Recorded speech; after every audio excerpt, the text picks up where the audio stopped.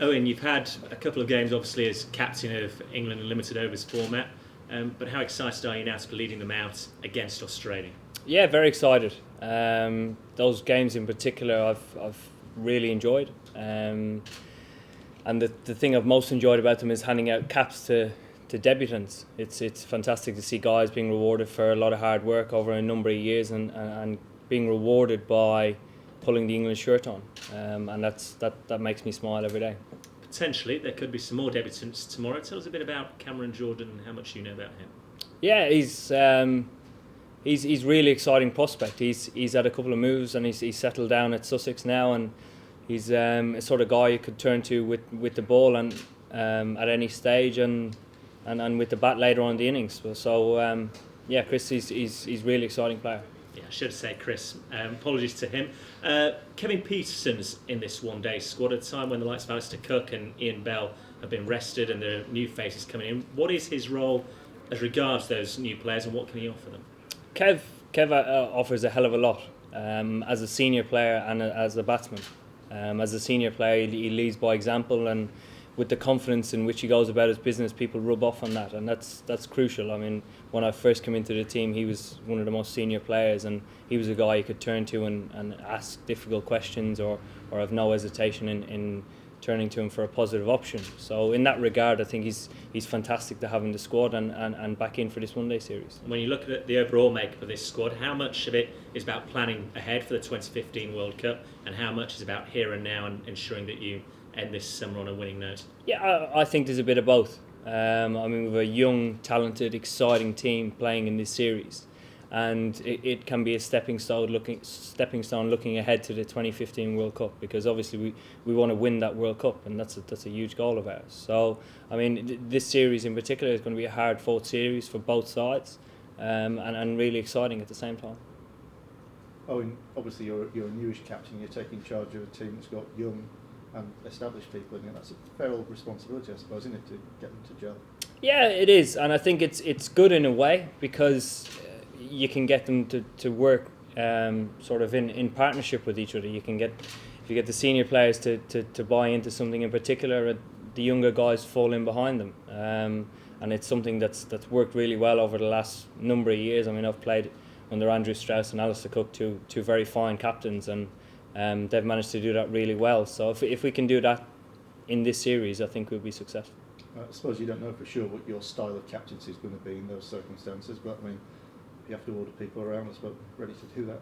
Yeah, absolutely. I mean, it's part and parcel of being responsible for everybody's performance. So, I mean, I'm quite a laid-back person. I'll be quite relaxed and calm about things and take everything in as it comes.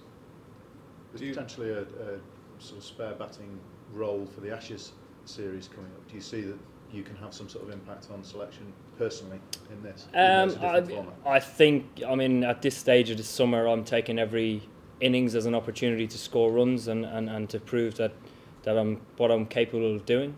And if that opportunity arises at the end of the summer, I'd be very happy, man. I mean, it's a series, obviously just one place between the two teams in the rankings. A lot of changes, but how competitive could it be lying ahead the next few weeks? I think it's always competitive. I've never had a dull series playing against Australia in any form, and I'm really looking forward to it. We've two very good sides, and hopefully it'll be a very competitive series. To ask you about Boyd Rankin as well and the role he could play after looking really impressive in recent weeks. Yeah, it's great to see the big man bowling well. I mean, he's worked very hard at his game for a long time now, and he's been injury free as well, which is given him help to sort of learn as he's played, and to see him bowl well against Ireland the other day was very good. Someone said Josh Butler had some stuff on his ankle. Is he definitely all right for tomorrow? Josh is fit. Yeah, he's fine. Will Kevin Peterson open the innings? It's certainly an option. Kev's opened the batting for England before and done well. He also bats in the middle order as a very explosive player. I mean, he's very versatile in that regard, so we'll be looking at both options. Oh, in the one-day series after England have won the Ashes the last couple of times, haven't gone that well. I know there's a big turnover of players, but how aware are you of the need to make sure that everybody is up for this series as much as anything else? Yeah, I mean, we've talked about it in previous series before, and this series is no different. We need to turn up, produce a skill, crucial times. We need to stand up and be counted. So I think everybody's aware of the responsibility that's on their shoulders and what they're expected. Do you worry, Eoin, that there is an element of, after the Lord Mayor's show about the one-day series, after all the excitement of the Ashes? No, I don't think so. I think within the squad there's a great energy. I think that you'll find within the two teams it's probably similar with the changes after the Ashes series. So I don't think there's any danger of that. Just wondered, if you, in an ideal world, would you play one-day series before Test matches, or do you think it does sit okay doing it this way? I haven't really thought about it. I think it's fine. I think it's fine. I mean, I don't know if it sounds a bit contrived to link this with what's to come in the winter, but on the other hand, the Ashes aren't that far away, are they? Again, can you in some way sort of make your point for the Ashes here? Can you do your bit for the Ashes by beating them again?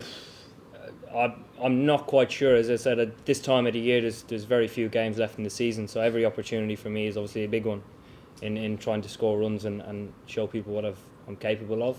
The summer's been a bit of a stuttery one for me. I've been injured quite a lot and missed a lot of cricket, so I'm just enjoying my batting. In terms of the guys who aren't playing, I mean, are the opening batting slots potentially the most difficult to holes to fill in a way, and that it's a fairly specialist role? Yeah, true. And again, they're filling big shoes. I mean, Cookie and Belly have been very successful now for a couple of years, and they've been a huge part of our success as a one-day team.